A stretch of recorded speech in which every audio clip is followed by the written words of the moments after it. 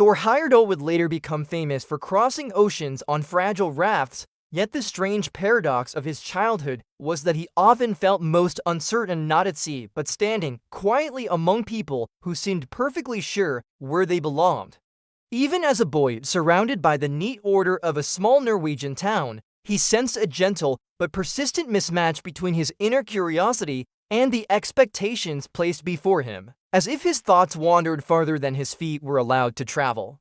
While other children accepted facts as complete answers, Thor lingered on unfinished questions, noticing how stories about the world often sounded tidy only because someone had carefully trimmed away the confusing parts. This tendency to doubt comfortable explanations did not make him loud or rebellious, but instead shaped a thoughtful silence, where ideas accumulated slowly, waiting for patterns rather than permission.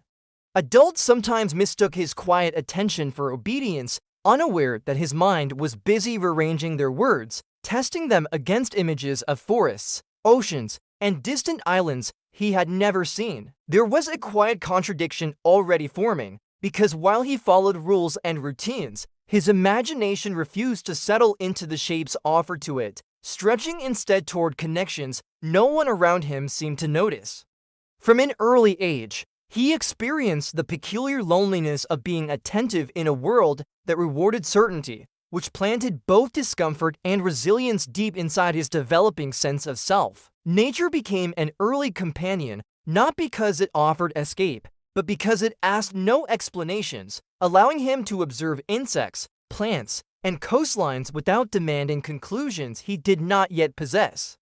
When he watched animals move with instinct and balance, he wondered why humans insisted on drawing sharp lines between what was possible and what was supposedly foolish. Books entered his life not as authorities, but as invitations, because each page felt less like a rulebook and more like a door left slightly open.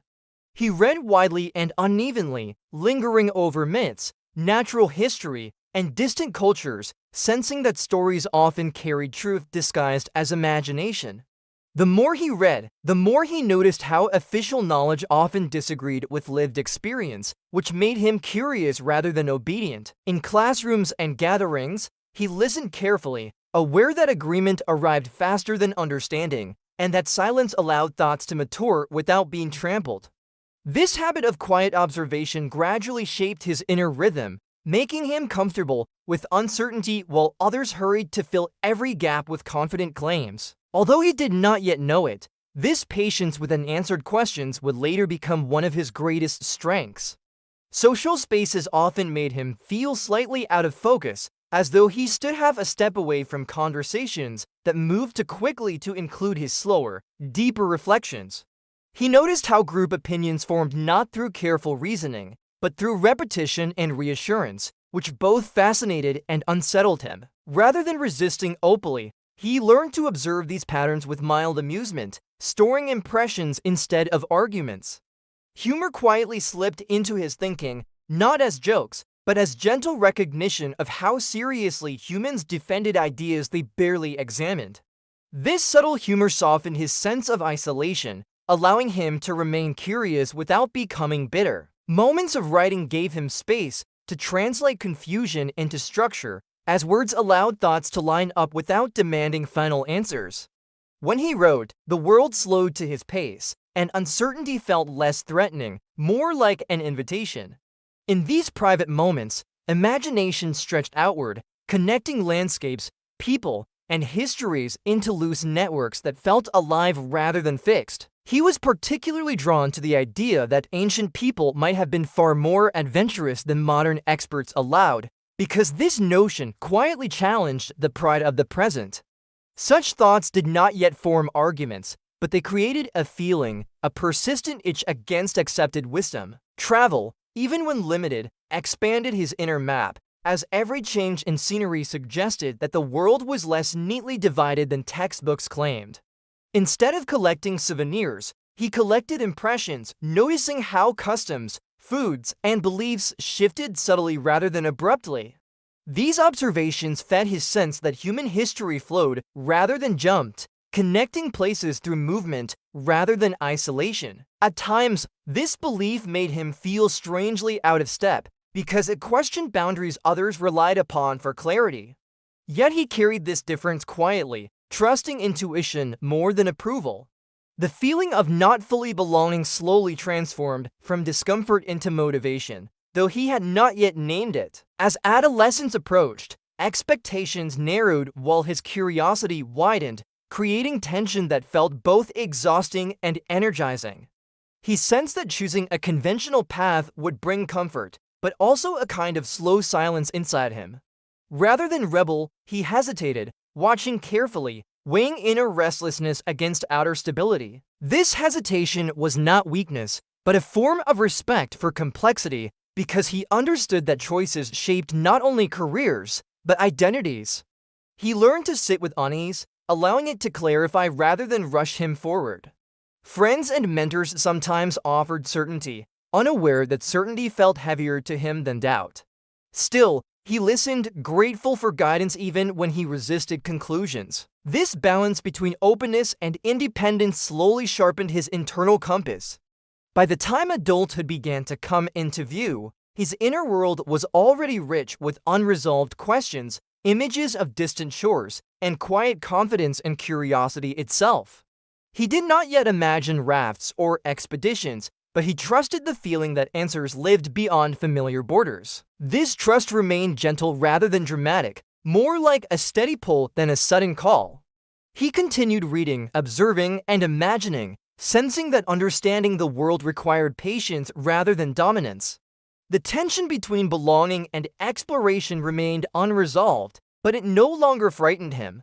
Instead, it became a source of energy, quietly shaping his sense of purpose. He stood at the edge of larger choices, carrying forward the sensitivity, humor, and thoughtful uncertainty of his youth.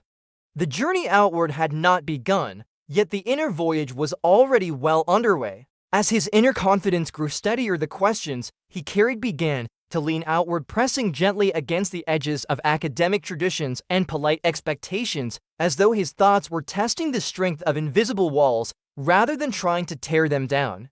University life offered libraries, lectures, and authoritative voices, yet he noticed how often confidence replaced curiosity, and how theories hardened quickly when repeated often enough, which made him listen more closely to what was left unsaid.